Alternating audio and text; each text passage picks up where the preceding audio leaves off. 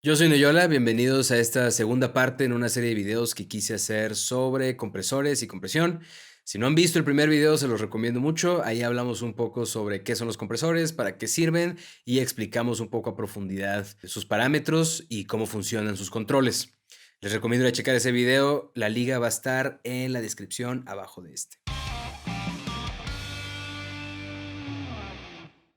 Rápidamente, antes de empezar con este video, quiero mencionar algo de lo que hablamos en el video anterior y volverlo a tocar rápidamente, que son los controles de los compresores. Como lo mencionamos en el video anterior, los controles son umbral o threshold, nivel de entrada, ratio, ataque, release y makeup gain. Y también el knee. ¿Por qué los menciono? Los menciono porque aunque absolutamente todos los compresores tengan estos parámetros, esto no quiere decir que todos los compresores o todos los plugins tengan controles para modificar estos parámetros. Con esto me refiero a que no cuentan con perillas o switch para poder cambiar un número exacto. Algunos compresores tienen ciertos parámetros fijos, mientras que otros compresores están linkeados o amarrados a otros tipos de parámetros. En un momento, ya que empecemos a ver los ejemplos, van a ver a qué me refiero con esto, pero algo que siempre hay que tener en mente es que aunque el parámetro en específico no esté disponible para modificarse, no quiere decir que no tenga una relación directa con el resto de los parámetros del compresor. Esto es, el hecho de que no haya una perilla para poder modificar el threshold de un compresor no quiere decir que no tenga threshold o que no esté relacionado al nivel de entrada o al ratio, etc. Entonces, sin más por el momento, vamos al primer tipo de compresor. Entonces, con esto dicho, vamos al primer compresor, que se llama FET. Los tipos de compresores FET, o por sus siglas en inglés Field Effect Transistor, o en español transistor de campo de efecto, fueron compresores que se crearon para emular el sonido de bulbos a partir de transistores, con la particularidad de estos en específico que iban a tener tiempos de ataque y release más rápidos que los compresores que habían en ese tiempo. El compresor FET más famoso es el 1176, construido en su tiempo por una compañía llamada Urey, ahora Universal Audio. Ellos mismos hacen el equipo análogo y también hacen plugins, que son de los más famosos. Los controles con los que cuenta el 1176 son input o nivel de entrada, output o nivel de salida o la ganancia de compensación, ataque, release y los botones que controlan el ratio. Los botones que controlan el ratio pueden ir de 4 a 20 o de 4 a 1 a 20 a 1. Este compresor en particular, como ya había mencionado antes, se diseñó y se construyó para que tuviera ataques y releases extremadamente rápidos para la época. Como ejemplo, el ataque en su modo más rápido, que es hasta la derecha, puede ir desde los 80 microsegundos hasta su ataque más rápido, que es hasta la izquierda, que son los 200 microsegundos. Puedes verlo como si fuera un velocímetro. Entre más hacia la derecha vaya, más rápido va. De acuerdo al manual del 1176, 4 y 8 se consideran compresión leve y media respectivamente, y los ratios de 12 y 20 se consideran limitación leve y limitación extrema respectivamente. Regresando a la parte en la que hablamos sobre los parámetros de los compresores y cómo no todas las unidades o todos los plugins tienen controles para manipular cada uno de los parámetros, el 1176 es un gran ejemplo. En este compresor en particular, el umbral está inversamente relacionado al nivel de entrada. Así es como funcionan los transistores de efecto de campo. Esto se refiere a que entre más ganancia de entrada le das, el umbral baja relativo a ese nivel. Específicamente el 1176 y los plugins modelados a partir del 1176, el threshold y el knee o la tendencia de compresión son parámetros que cambian con el ratio que escoges. Esto quiere decir que dependiendo del ratio que hayas escogido con los botones, es la posición de inicio del umbral, y de la misma manera, dependiendo de la cantidad de ganancia de entrada, es la posición en la que el umbral va a terminar. Para hablar rápidamente de cosas como prácticas y únicas al 1176, hay un truco muy clásico que se llama All Buttons In, o todos los botones dentro, que es el presionar todos los botones del ratio del 4 al 20. Esto hace que dentro de la unidad o del plugin, el valor de la resistencia que está en el circuito de detección no sea un valor nominal o un valor único, haciendo así que el carácter de la compresión cambie. Que el ratio que tiene se mueve en un rango de entre 12 y 20 sin quedarse fijo en uno, y la manera en la que responde el ataque y release cambie también y sea dependiente no solo de los picos, sino de la señal program o de la señal RMS. La señal program o la señal RMS se supondría que sería la señal que no está siendo tocada por el circuito de detección. Igualmente, como habíamos mencionado, el porcentaje y el tipo de distorsión que va a generar el compresor cambia. Entonces vamos a Pro Tools y escuchemos un poco del 1176 en el bus de una batería.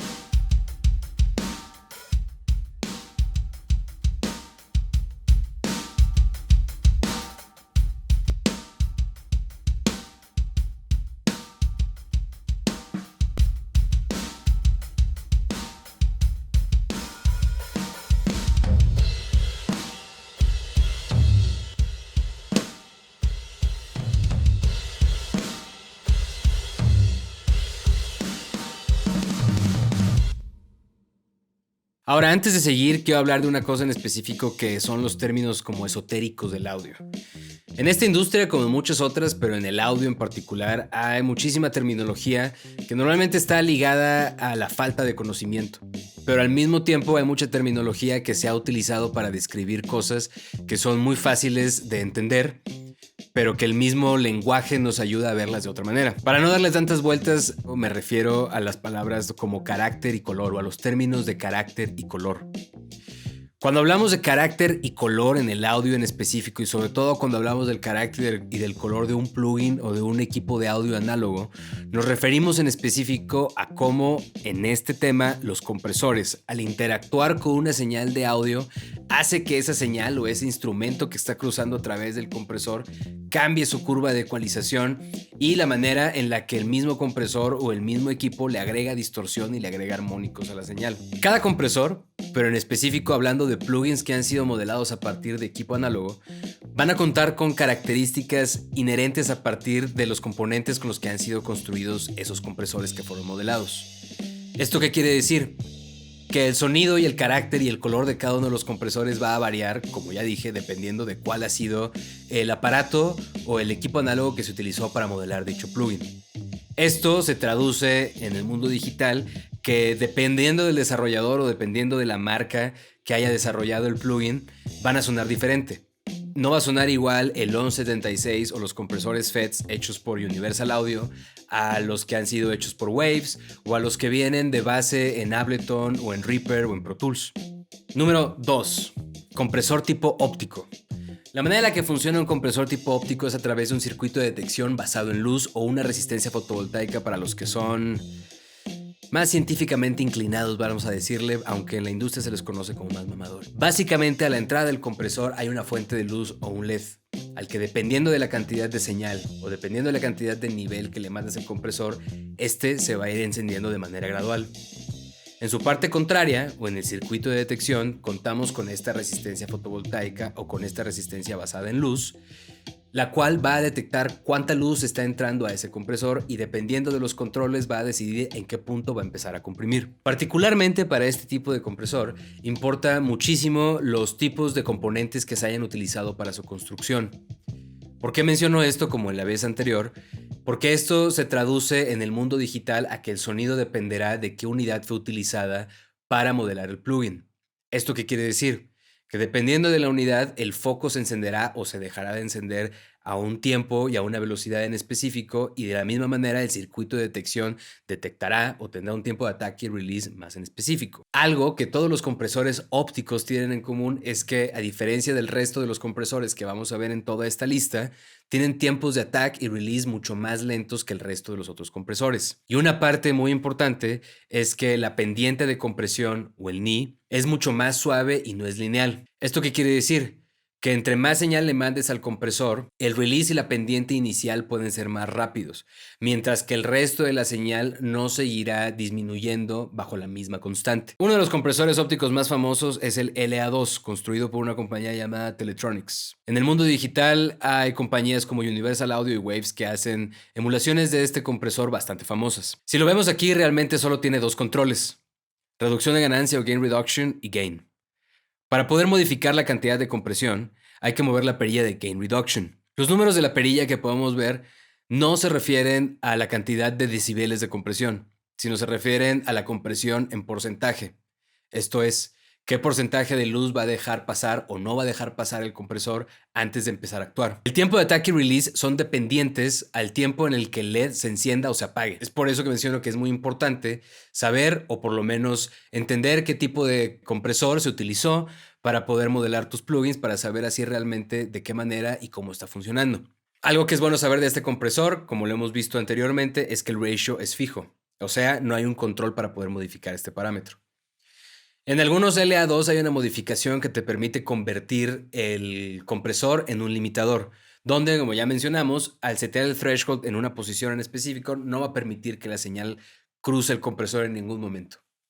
Entonces, con todo esto dicho, vamos una vez más a Pro Tools a escuchar esa batería, pero ahora con un LA2 en la cadena.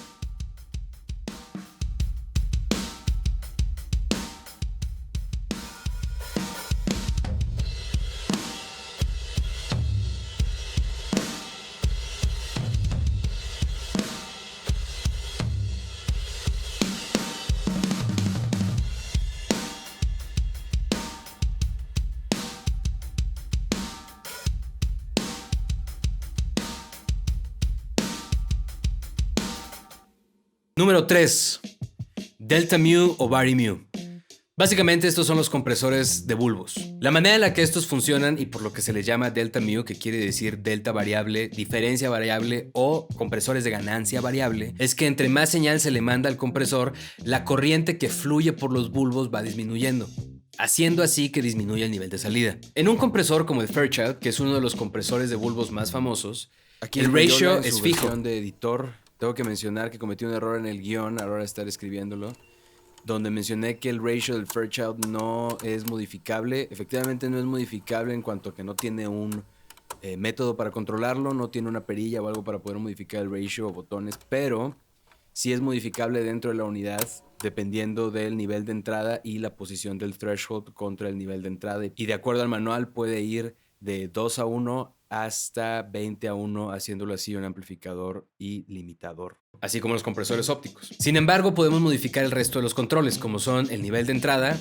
el threshold o el umbral, la constante de tiempo o time constant y el nivel de salida o el makeup gain. Uno de los valores más importantes o uno de los controles más importantes que hay que entender aquí es el de la constante de tiempo. ¿A qué nos referimos con constante de tiempo? En los Fairchilds en específico, la constante de tiempo son los parámetros de ataque y release en una sola perilla. En cada uno de estos pasos, el ataque se mantiene relativamente rápido y relativamente igual.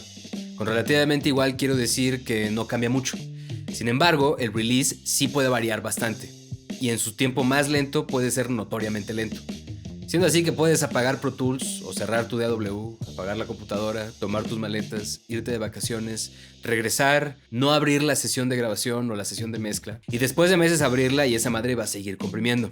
Ahora, todo esto es una exageración, pero es bien sabido que el Fairchild tiene tiempos de release extremadamente lentos, ya que este compresor se utilizaba para controlar el rango dinámico en viniles y se utilizaba en el proceso de máster para cortar los mismos viniles, para poder hacer los surcos de los viniles. Hay una cosa importante que hay que entender sobre la constante de tiempo en los compresores Fairchild, y esto es que al tener un release tan lento, en lugar de disminuir nuestro rango dinámico, puede destruirlo por completo y hacerlo mucho más grande o mucho más profundo de lo que quisiéramos. Vamos a revisar una vez más esto en Pro Tools y escuchemos cómo funciona un Fairchild en nuestra batería.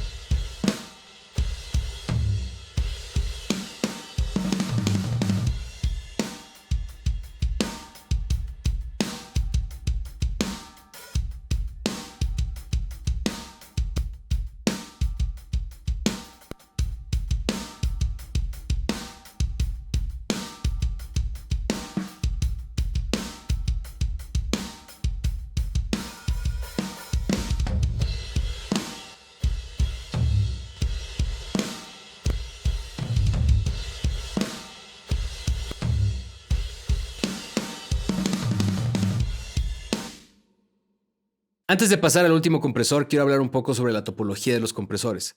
La topología de los compresores... Antes de pasar al último compresor, quiero hablar un poco sobre la topología de los compresores. Con la topología de los compresores me refiero a la manera en la que están construidos los circuitos y cómo funcionan los circuitos integrados dentro de los compresores.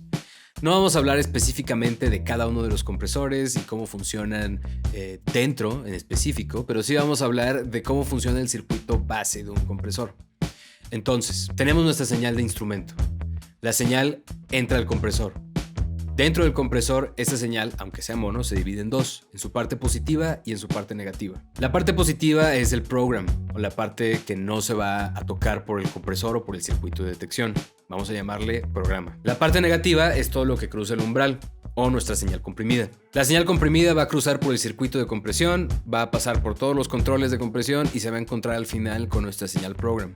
Algo que tienen que entender es que esta señal viaja rapidísimo a través del compresor, es básicamente instantáneo. Entonces, una vez que se encuentran fuera, van a llegar al circuito de amplificación, que es nuestro make-up gain. Es por esto que todos los compresores se les considera también amplificadores de nivel.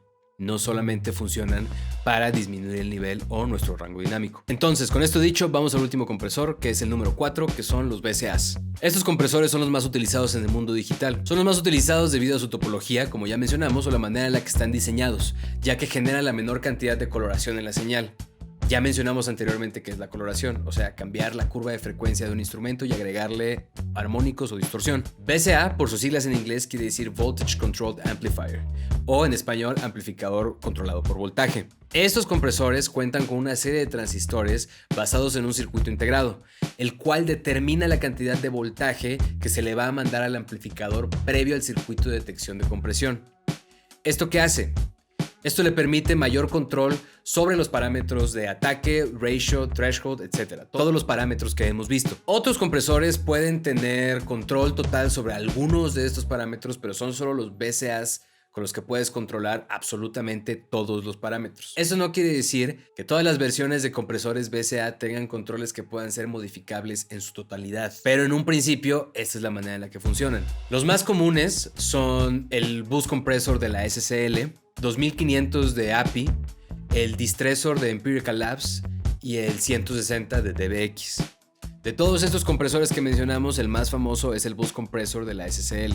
La razón por la que este compresor llegó a ser tan famoso en principio es porque venía incluido en las consolas SCL de antaño, de su serie 4000 en adelante. De hecho, en varias consolas que se hacen al día de hoy aún lo incluyen. Pero otra de las cosas y otra de las particularidades únicas de este compresor es que tenía un sistema de release automático muy moderno para la época.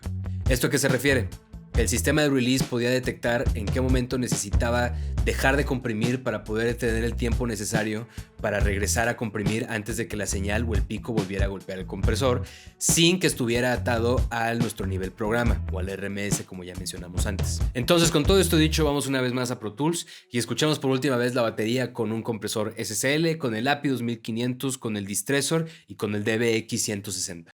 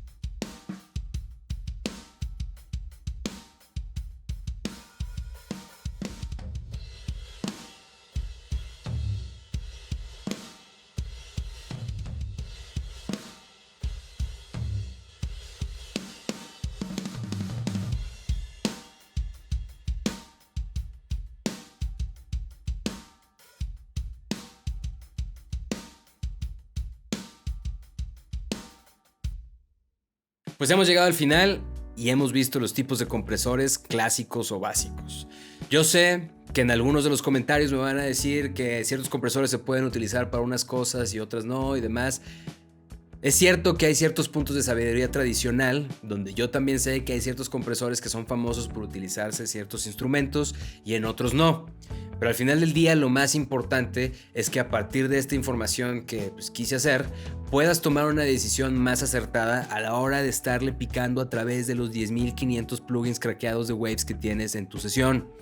Últimamente lo más importante siempre va a ser utilizar nuestros oídos, experimentar y la verdad es poder llevar todos los parámetros al límite, ya que ninguno de esos plugins se va a romper y no va a pasar absolutamente nada. Y a través de esto poder decidir qué es lo mejor para la canción en la que estás trabajando, ya sea una canción tuya o una canción de alguien más. A diferencia de lo que mucha gente te pueda decir, tus compañeros de la universidad de audio, los ruquillos en ese famoso grupo de Facebook, los ingenieros de la vieja escuela, los morros de TikTok de 12 años que están aprendiendo FL Studio, mezclar es mucho más que mover perillas, mezclar es mucho más que hablar de parámetros.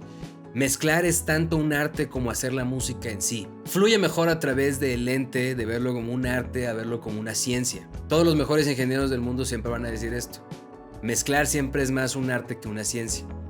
Entonces, con esto dicho, yo creo que sería importante que en este momento abrieras una sesión, intentaras escuchar la rola en la que estás trabajando, intentar encontrar el corazón y el alma de la canción, experimentar con tus compresores, experimentar con plugins, experimentar con todas las herramientas que tienes a la mano, no para hacerla sonar entre comillas mejor, sino para poder descubrir dónde está la emoción en esa canción y sacarla a relucir y hacer que brille y que esté ahí para que todos lo podamos escuchar. Sin más por el momento, muchas gracias por ver este video. Yo sé que es súper cansado que absolutamente toda la gente en esta plataforma te pida lo mismo, pero si pueden darle like y suscribirse al canal sería increíble, no para mí, sino para que esta información pueda llegar a más gente. Y al mismo tiempo, si sienten que hace falta algo o si quieren que toque algún otro tema en específico sobre compresores o sobre básicos del audio, háganmelo saber en los comentarios. Yo soy Noyola, aquí los dejo y muchísimas gracias. Nos vemos a la otra.